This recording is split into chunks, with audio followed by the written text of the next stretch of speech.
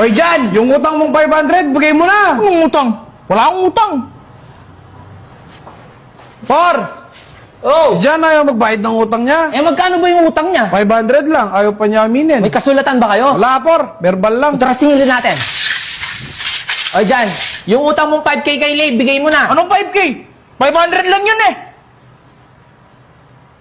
O, Kitam?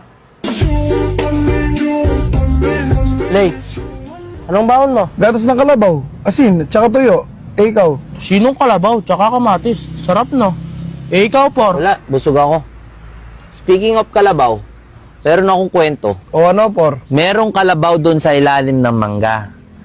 Nang biglang may nahulog na mangga sa tabi ng kalabaw. Nagulat yung kalabaw. Tumakbo. Oh. Ang tanong, bakit tumakbo yung kalabaw? Eh, siyempre, nagulat yung kalabaw, kaya tumakbo. Di, mali. Eh ano? Kumuha ng bagoong.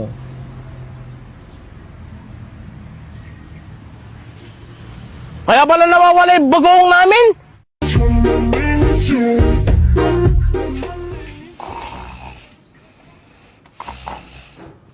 Dad, gising. Tatanong ko lang kung anong oras kita gigisingin. Por!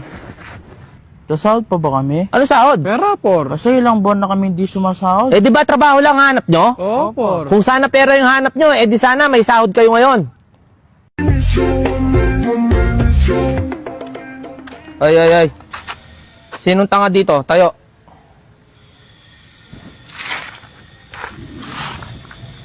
O, ba't kayo tumayo? Tanga ba kayo? Hindi, Por. Kawawa ka naman kasi, Por. Eh bakit naman? Ikaw lang kasi nakatayo, Por, eh.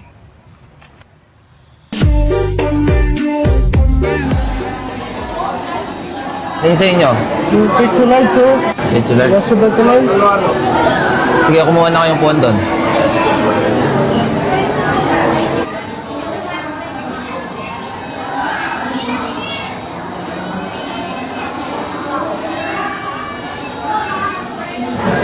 Bakit kulang ng isa?